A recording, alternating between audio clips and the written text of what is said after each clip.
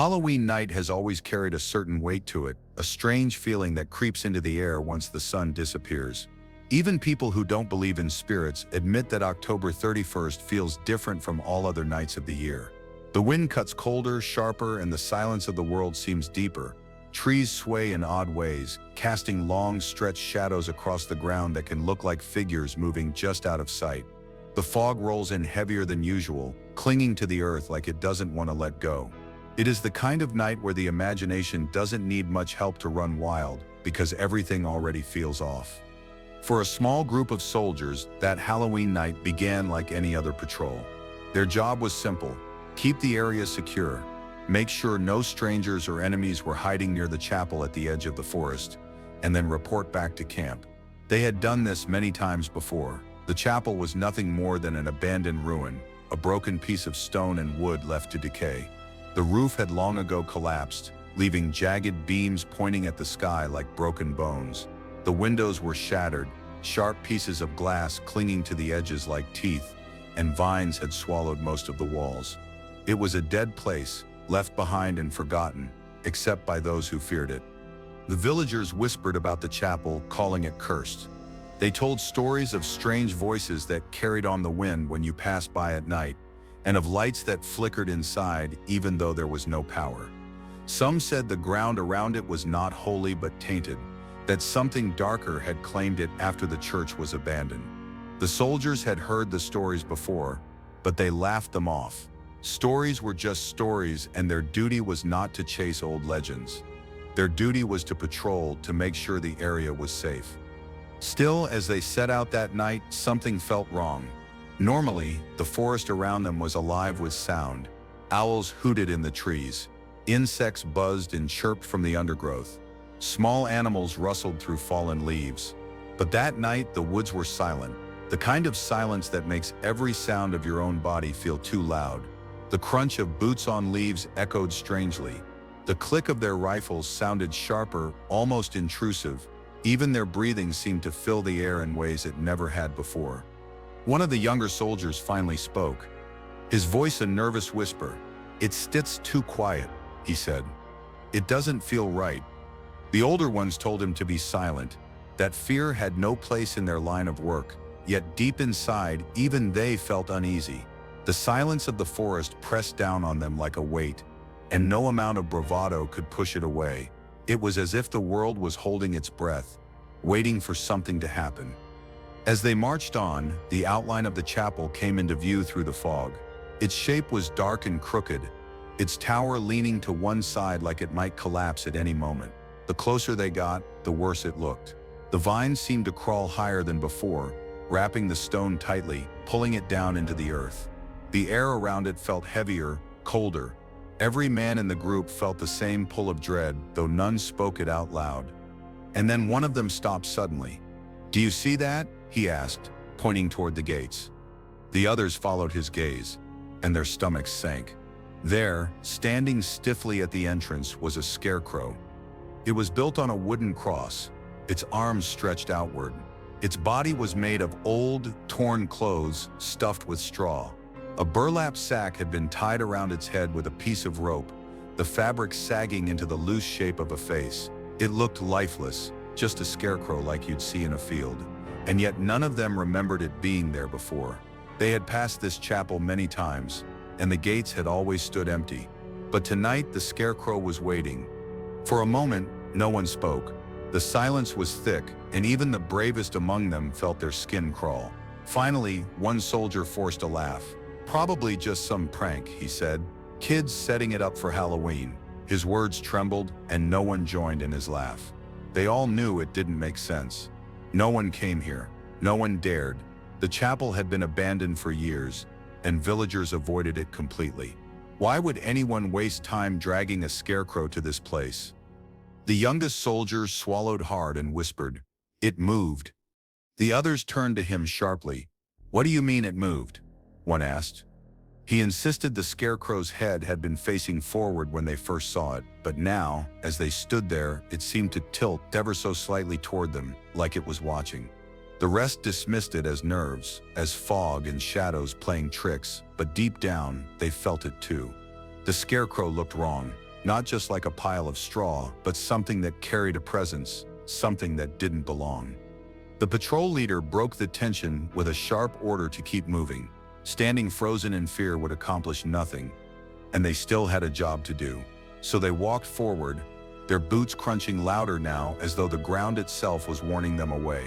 The Scarecrow loomed larger as they approached, its ragged clothing hanging loosely, swaying in a wind that wasn't there. The closer they came, the more details seemed to appear. Faint markings stitched into the burlap sack looked like eyes, though when one man blinked, they vanished again. When they reached the gates, the iron hinges groaned as they pushed them open. The sound echoed through the night like a scream, sharp and long. The Scarecrow stood right beside the entrance, towering silently, its burlap head drooping slightly to one side. The men walked past it, pretending not to notice, but every one of them felt its gaze burning into their backs. None wanted to turn around, none dared to check if it had shifted again. As they crossed the gates, the air seemed to change. The silence grew even deeper, pressing against their ears. The chapel rose before them, ruined and broken, but somehow alive with an energy they couldn't describe. And all the while, in the back of their minds, the same thought clawed at them. That Scarecrow shouldn't have been there. And whatever it wasn't just straw. The soldiers stepped through the chapel gates as if crossing an invisible barrier. The moment they passed the Scarecrow, the atmosphere shifted in a way that none of them could explain. It wasn't just colder, it felt heavier, thicker, as though the air itself had turned into something they had to push through. Their breaths came out in pale clouds, even though the night wasn't that cold. Some of the men gripped their weapons tighter without even realizing it. The ruined chapel loomed in front of them. In daylight, it would have just looked like an old, decaying building, but in the darkness of Halloween night, with fog curling around the broken stones, it looked alive. The shadows stretched long across the ground, and the moonlight shone through the holes in the roof, creating patterns that seemed to move like figures shifting inside. It felt less like they were approaching a structure, and more like they were approaching something that had been waiting for them. One of the men muttered a quick prayer under his breath. Another told him to save it for later. They all wanted to appear strong, but their voices carried a nervous edge. Even the bravest among them couldn't shake the feeling that the chapel was watching. As they entered the remains of the building, the wooden doors, half broken, one hanging loose from its hinge, creaked so loudly it made every soldier flinch. The echo lingered far too long, bouncing back in unnatural ways. Normally, sound dies quickly inside an empty structure, but here it dragged on, whispering through the cracks in the walls like a chorus of faint voices. Inside, the chapel smelled of damp earth and rotting wood. The pews had collapsed into heaps of splinters, and broken shards of stained glass littered the ground, their colors long faded. What little remained of the altar was covered in dust and vines, and above it hung a wooden cross, crooked and half-splintered. It was a place where faith had clearly died long ago, leaving behind only emptiness. But the emptiness wasn't silent. As they moved deeper inside, one soldier froze. "Do you hear that?" he whispered. The others strained their ears. At first they thought it was the wind, but there was no wind. Then they realized it was something else. Faint, almost too faint to notice, came a sound like murmuring. Voices, low, broken, indistinct, slid through the cracks in the stone walls. They weren't loud, but they were steady, almost like a chant, repeating in a rhythm no one could place. The youngest soldier whispered, "It sits coming from the altar." Cautiously, they approached. The flicker of their flashlights illuminated something none of them expected to see, markings etched into the stone floor around the altar. Symbols, circles, strange patterns that looked burned into the stone, as if fire itself had carved them. Some were simple lines, but others twisted into shapes that hurt to look at, like they weren't meant for human eyes. "Probably old graffiti," one man said quickly, trying to dismiss it. But even as he said it, his voice faltered. These weren't words or pictures anyone would casually scratch into stone. They felt deliberate, ritualistic, dangerous. One of the men bent down, brushing away dirt to see the carvings more clearly. His hand froze. There was something wet, something fresh on the stone. His flashlight beam revealed it clearly. The symbols weren't just carved, Some of them had been recently traced over with a dark, sticky substance. It looked almost like dried blood. He jerked back immediately, muttering curses, and the rest of the group grew tense. Then, from the corner of the chapel, there was movement. A faint scrape, like something dragging across the floor. Every flashlight turned in the same direction at once. The beam of light caught nothing but shadows and broken wood. Yet the sound came again, unmistakable. Something was there. "Rats," one soldier whispered. "Just rats." But deep down, no one believed it. The sound was too heavy, too slow, too deliberate. Rats don't move like that. The patrol leader tried to steady his men. "Stay focused," he ordered. "We'll check the place, then move out." But his words didn't match his tone. He was as shaken as the rest of them. They spread out carefully, scanning every corner of the ruined building. The more they looked, the more they realized the chapel was filled with signs that someone or something had been there recently. Strange piles of straw scattered in odd places, feathers torn from birds, lying in little clusters, and at the far end, near what had once been a confession booth, a crude bundle of sticks tied together with rope. It looked like a figure, shaped roughly like a doll, with a piece of burlap wrapped around its head. Nobody wanted to touch it. The youngest soldier whispered, "It looks like the Scarecrow." And indeed, it did, just smaller. The air seemed to grow colder, pressing against their skin. Their flashlights flickered. One after the other, the beams dimming and sputtering before returning to full strength. Every man felt his pulse quicken. The chapel was no longer just a ruin. It was alive with something unseen, something that moved just beyond the edge of the light. Then came another sound, not a scrape this time, but a soft creak, like wood bending. Slowly, every head turned toward the open doorway. The Scarecrow was gone. Panic surged through them. Some shouted, some swore, some raised their weapons instantly. But none could explain what they had just seen. They hadn't heard it move. They hadn't seen it walk, yet it was no longer standing at the gate where they had left it. The space was empty, fog curling through the doorway like a ghost slipping inside. The youngest soldier gripped his weapon so tightly his knuckles turned white.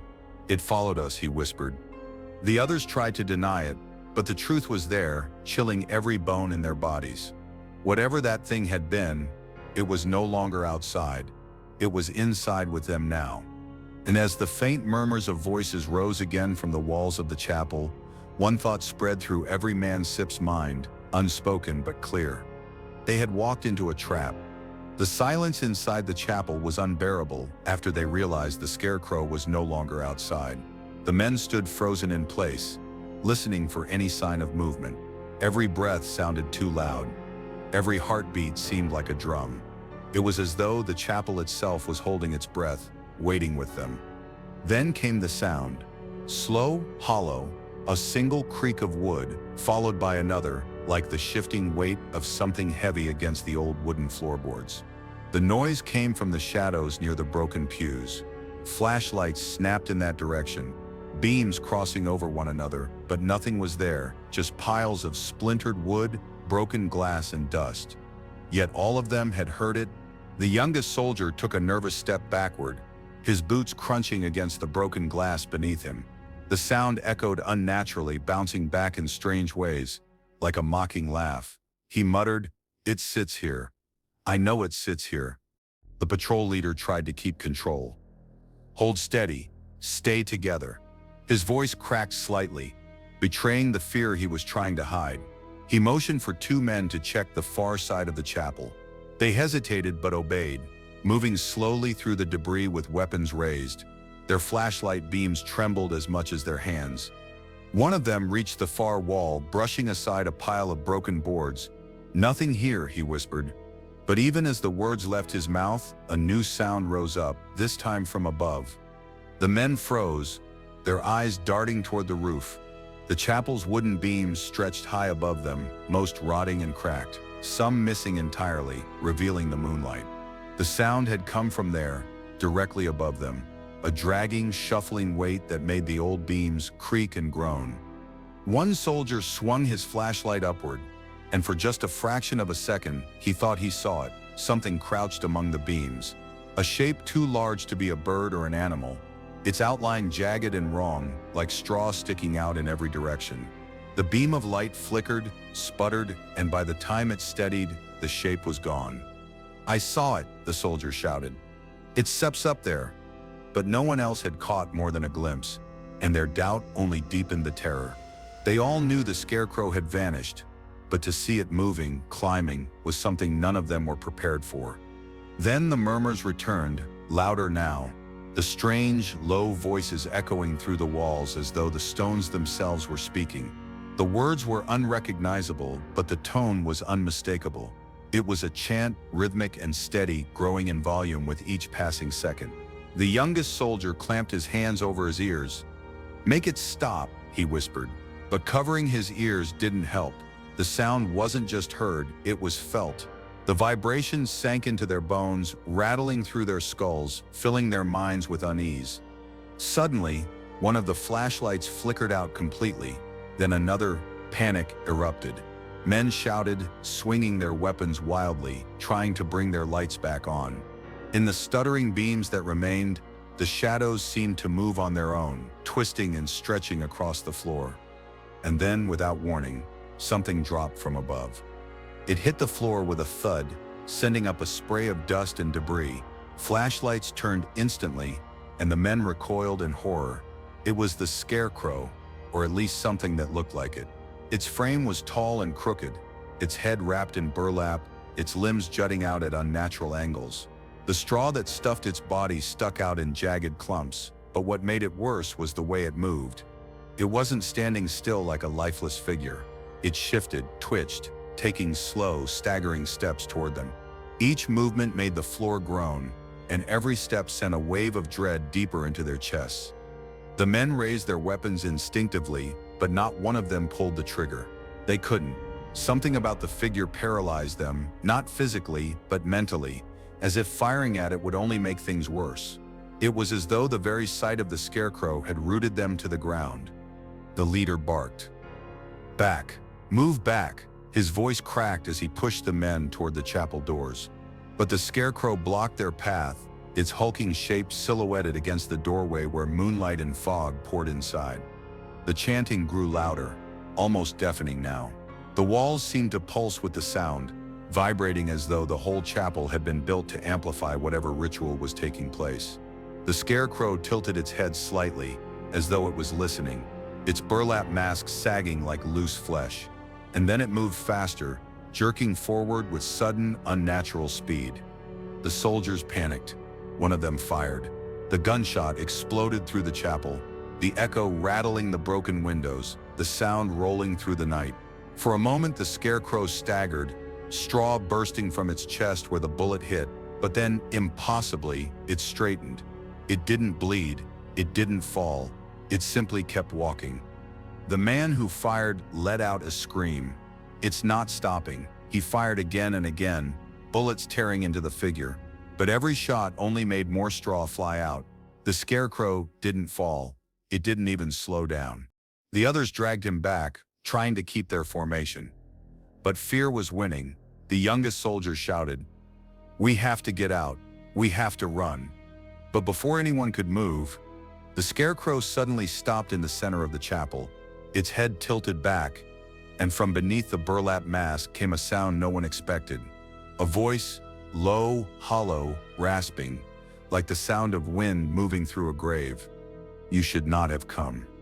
The words echoed through the chapel, mixing with the chanting from the walls. It was impossible to tell if the Scarecrow had truly spoken, or if the chapel itself had twisted the sounds to form words. But the message was clear. The soldiers were not welcome, and they were not leaving without a fight. The chapel had gone from unsettling to unbearable. The moment the Scarecrow's voice echoed through the air, every man in the patrol felt something inside him snap. It was no longer just fear of the unknown. It was the terror of knowing they were facing something that should not exist, something that defied every rule of life and death. For a few long seconds, no one moved. The Scarecrow stood in the middle of the chapel, hunched and twisted, straw spilling from its chest where bullets had torn holes, its burlap mask sagging like rotten skin. Its arms hung loosely at its sides, but each finger ended in a splinter of sharpened wood, like claws fashioned from broken branches.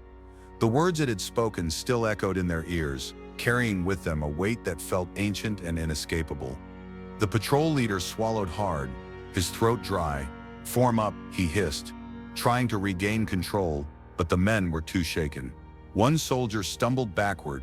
Another's flashlight clattered to the ground, the beam spinning wildly across the walls. The symbols carved into the floor seemed to glow faintly under the moving light, and for a terrible moment, it looked as if the lines were shifting, changing shape, writhing like snakes on the stone. The Scarecrow tilted its head again, creaking as though its neck were a hinge about to break. Then it stepped forward, just one step, but the sound of it made the air vibrate like a drum. Another step, the soldiers backed up instinctively, weapons raised, but not one of them believed gunfire would save them now. They had seen what bullets did, or rather didn't do. Then came the voices again, the chanting. Only this time it wasn't faint or distant, it was everywhere. The walls groaned, the roof trembled, and the sound filled every corner of the chapel. It was louder than their pounding hearts, louder than the rasp of their own breath. The words twisted and warped into something inhuman, something that scraped at their sanity. It felt less like sound and more like pressure, pressing into their skulls until some of them cried out in pain. One soldier dropped his rifle and clutched his ears, screaming, "Make it stop, make it stop." But the Scarecrow didn't stop. It moved closer, step after step, as though it was feeding on their fear. The patrol leader knew they couldn't stay in the chapel. "Move, out the back," he barked, pointing toward a half-collapsed doorway at the far end of the building. The men hesitated, torn between fight and flight, but survival finally won out. They began to back toward the exit, their boots crunching over glass and stone, flashlights flickering as if even the light was being drained from the air. The Scarecrow seemed to sense what they were doing. It let out a low, rattling sound, something between a groan and a laugh, and suddenly the temperature dropped. Their breath came out in thick clouds, the cold biting into their skin as if they had been plunged into winter. Then, impossibly, the chapel doors slammed shut on their own, with a deafening boom. The wooden beams of the roof shuddered violently, dust raining down from above. They were trapped. Panic broke their fragile order. One man opened fire again, bullets ripping through the Scarecrow's body and tearing chunks of straw across the floor. But the thing kept coming, piece by piece, step by step, as if it couldn't be stopped by force. Another soldier hurled his flashlight at it, the beam smashing against the burlap mask, but the figure didn't flinch. Instead, it spoke again, the same hollow, unnatural voice. "The harvest is not done." The words sank into them like ice water. None of them understood what it meant, but the weight of it was enough to crush their courage further.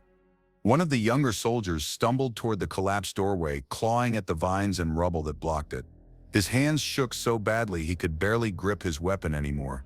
As he pushed at the debris, he swore he felt something moving on the other side, something pushing back. He froze, staring at the gap.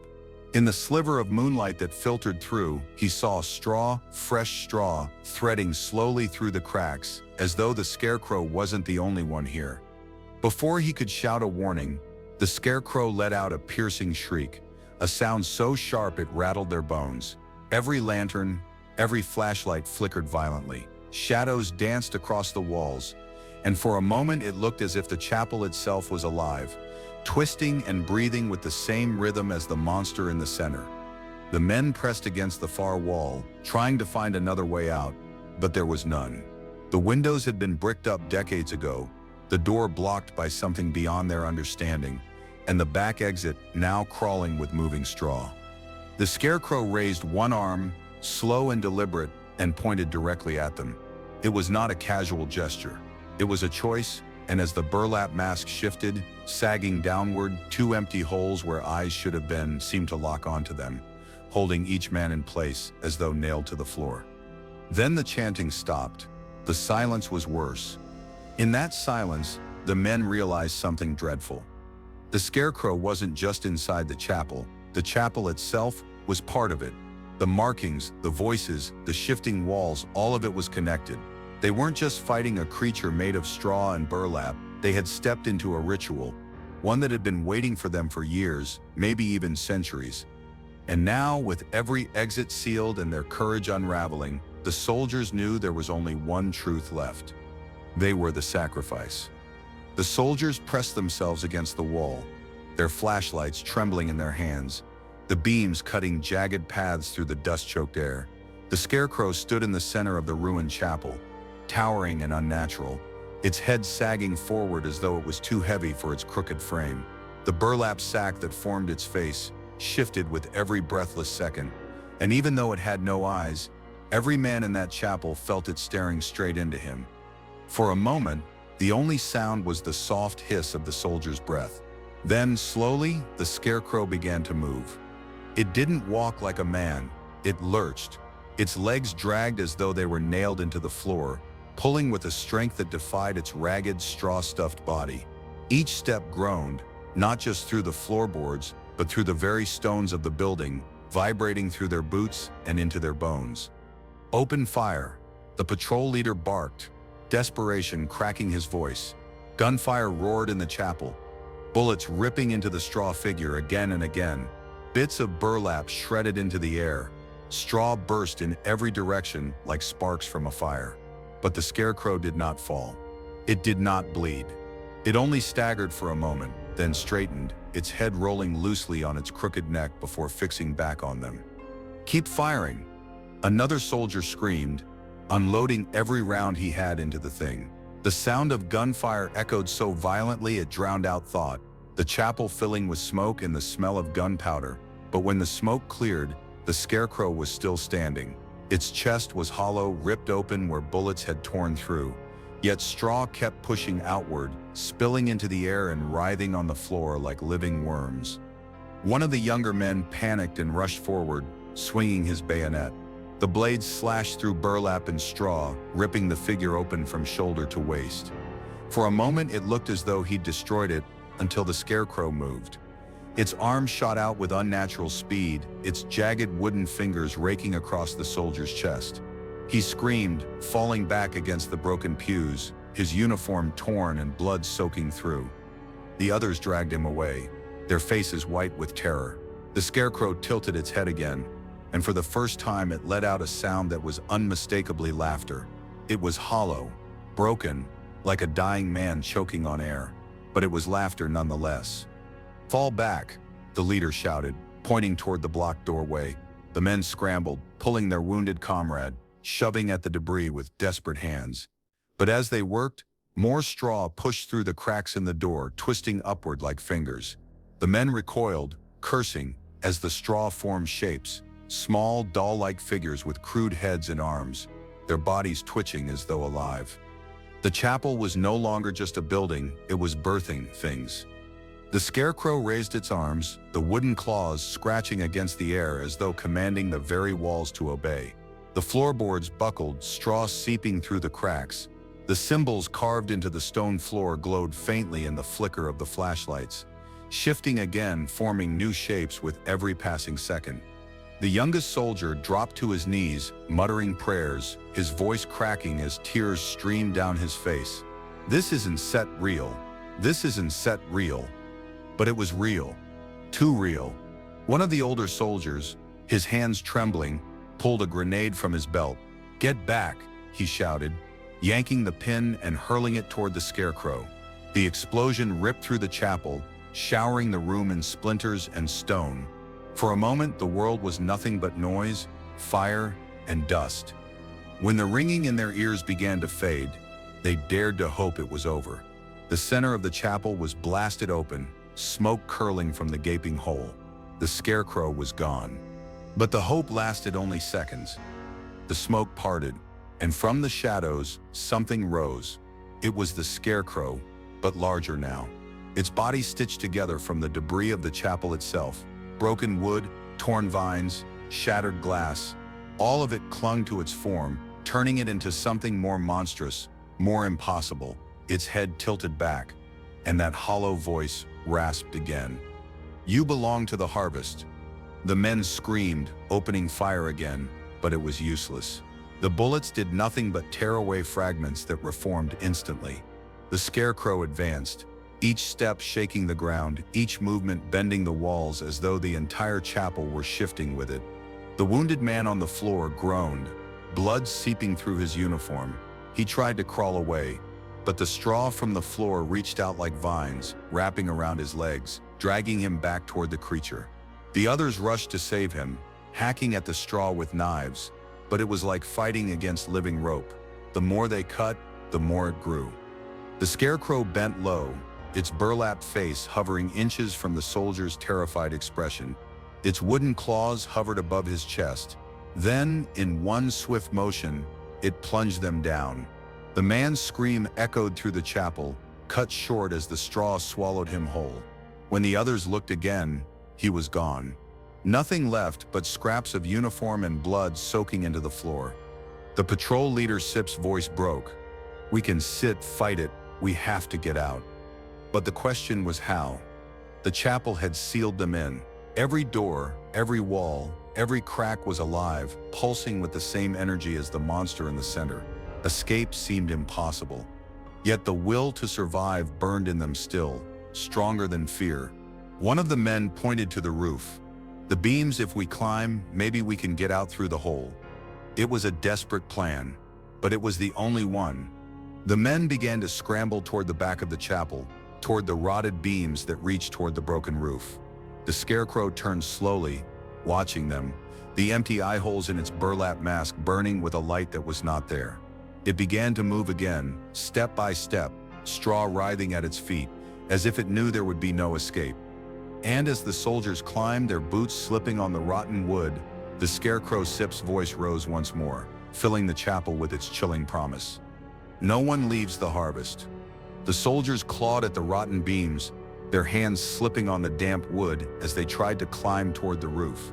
Their flashlights swung wildly, throwing beams of light across the ruined chapel, each shadow looking like it was reaching for them. Their boots kicked against the walls as they scrambled higher, desperate to escape the thing below. The Scarecrow moved slowly at first, as though it enjoyed watching them struggle. Its long arms dragged against the floor, claws carving grooves into the stone as it walked. The glowing symbols pulsed brighter with each step, filling the chapel with a sickly, unnatural light.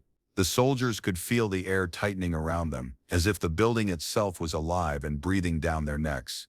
One soldier lost his grip and nearly fell, catching himself at the last second. His scream echoed through the chapel, and the Scarecrow immediately snapped its head toward him. The sound had drawn its attention like blood in the water. The thing lunged. It didn't run like a man, it surged, its body folding and snapping in ways that made no sense. Straw twisting like rope to pull it forward faster than any human could move. Its wooden claws slammed into the beam just below the soldier, sending a rain of splinters into the air. The man cried out, pulling himself higher, his comrades reaching down to drag him up. "Move! Move faster!" the patrol leader shouted, his voice raw with fear. "It's coming." The soldiers climbed like their lives depended on it, because they did, but the Scarecrow was relentless. It dragged itself upward, pulling at the beams, tearing chunks of rotten wood away as it rose after them. Each step shook the chapel, each movement sending the rafters creaking dangerously. The youngest soldier, his face pale with terror, reached the top first. He pulled himself onto the crumbling ledge near the roof, pushing broken tiles aside. The night sky above was barely visible, choked with clouds, but to them it looked like salvation.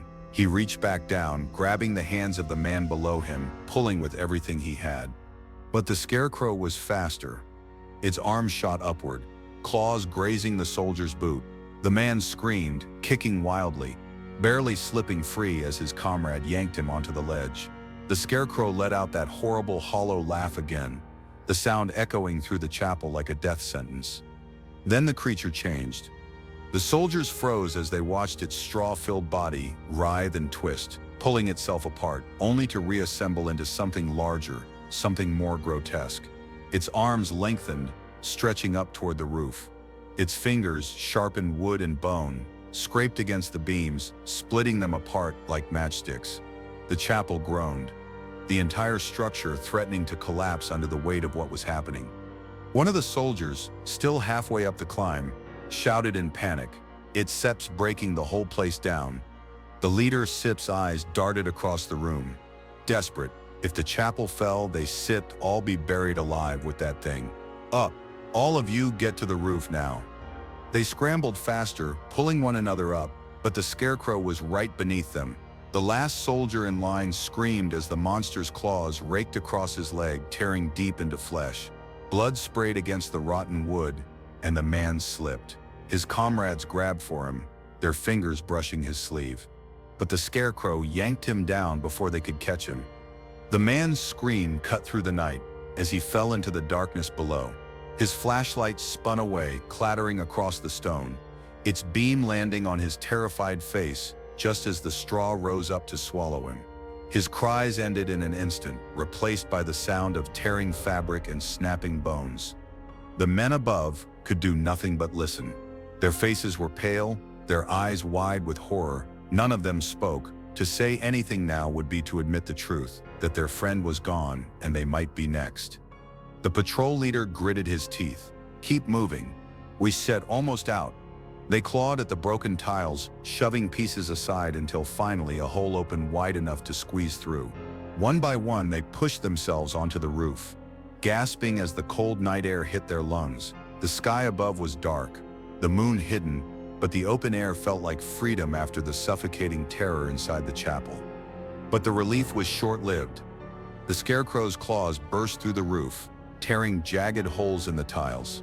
The men stumbled back as the creature forced its way upward, the burlap mask of its face appearing through the cracks, its glowing eyes locked on them, burning with something ancient and cruel. One soldier raised his rifle and fired point-blank into the creature's head. The bullet punched clean through the burlap, sending straw flying, but the Scarecrow only laughed again, its hollow voice filling the night. The roof buckled under its weight as it rose higher, pulling its monstrous body into the open air. The soldiers staggered, struggling to keep their balance on the crumbling tiles. The chapel shuddered beneath them, ready to collapse at any moment. "We can fight it out here," one man shouted. "It sets too strong." The patrol leader's eyes darted across the dark landscape. Beyond the chapel was nothing but fields overgrown and swaying in the wind, but those fields stretched endlessly, and in the pale light, he could see them moving. Straw figures, dozens of them, stood scattered in the fields, their shapes swaying gently. It wasn't just one Scarecrow. The land was filled with them. The leader's stomach dropped, his heart pounding as he realized the truth. This wasn't just an encounter. They had stumbled into something much larger, something ancient, something that had waited for them. The Scarecrow on the roof tilted its head, straw spilling from its torn body, its voice rasping across the night. "You should not have come here." The soldiers backed away, the roof groaning beneath them. Their only chance now was to jump, to flee into the fields and pray they could outrun what waited there. But as the Scarecrow dragged itself fully onto the roof, towering against the black sky, every man felt the same icy certainty crawl into his heart. There would be no outrunning the harvest. The chapel roof groaned and cracked as the monstrous Scarecrow pulled itself fully into the night. The soldiers staggered on the slanted tiles, their boots slipping against the loose debris, the air thick with dust and the smell of rotting straw. The moon was still hidden behind clouds, but the glowing symbols carved into the Scarecrow's body lit the roof with an unholy light. They were trapped. One man clutched his rifle, his knuckles white. Another whispered a prayer under his breath, barely able to keep his voice steady. They had all seen death before. These were soldiers, after all, but nothing in the war had prepared them for this. This was not a man, not an enemy they could shoot or bomb. This was something far older, something that belonged to the land itself. The Scarecrow tilted its head, its burlap mask flapping loosely as though the thing inside had no real face. Its eyes glowed bright, like lanterns burning from within, and its voice rasped across the night, hollow and cruel. "Once you enter the chapel, you never leave." The men exchanged fearful glances. The patrol leader gritted his teeth, refusing to let fear break him completely. "We stir not dying on a roof," he hissed. "We jump, we run. It can follow all of us." He motioned toward the field beyond the chapel. But as the soldiers looked out into the distance, their stomachs sank. The fields were filled with silhouettes.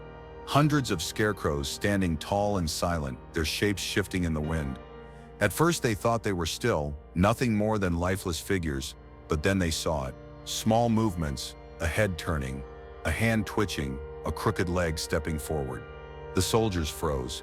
The entire field was waking up. The youngest soldier shook his head violently. Panic etched into his face. "We can go out there. We still never make it." The scarecrow on the roof stretched its long arms outward, straw spilling from its joints. Its voice rose like a chant, and as it spoke, the scarecrows in the field began to move in unison, swaying forward as though pulled by invisible strings. The harvest is never ending. The soldiers had no choice. Staying on the roof meant certain death. The chapel beneath them was collapsing, and the monster would tear it apart in moments. "Jump!" the leader barked. One by one, they hurled themselves from the roof, crashing into the overgrown grass below. Pain shot through their bodies, but adrenaline forced them to keep moving. They scrambled to their feet, running into the fields, rifles clutched tight. The silence of the night was broken by the sound of hundreds of straw bodies moving. The scarecrows advanced, their arms stretching unnaturally long, their heads jerking at odd angles. The soldiers fired wildly, bullets tearing through burlap and straw, but it made no difference. The scarecrows fell and then rose again, dragging themselves forward no matter how many pieces were torn away. One man screamed as he was grabbed from behind, straw arms wrapping around his throat, pulling him down into the dirt. Another soldier turned to help, but 3 more figures closed in, their straw-filled hands clawing at his face. The night became chaos. Gunfire, screams, the tearing sound of cloth and flesh. The patrol leader ran, pulling the youngest soldier with him. They stumbled through the field, hearts pounding. The sound of movement all around them, the glowing chapel loomed behind them, its roof collapsing, the massive scarecrow still climbing higher, rising like a dark god against the horizon. The leader's lungs burned, every breath a struggle. His boots caught on roots and broken ground, but he refused to stop. "Keep moving," he shouted, dragging the younger man forward. But the boy faltered. His foot caught in the tangled grass, and he fell hard, his rifle clattering away. The leader turned back, reaching for him, but the boy's eyes went wide with terror. A scarecrow loomed above him, its claws raised high. The leader raised his rifle and fired point blank into its head, straw exploding into the air. He pulled the boy to his feet, and together they stumbled onward, but the field stretched endlessly, every direction the same. There was no road, no light, no way to tell where safety lay. The scarecrows moved closer, circling in. The boy sobbed, his face pale with exhaustion. "We've still not getting out of here."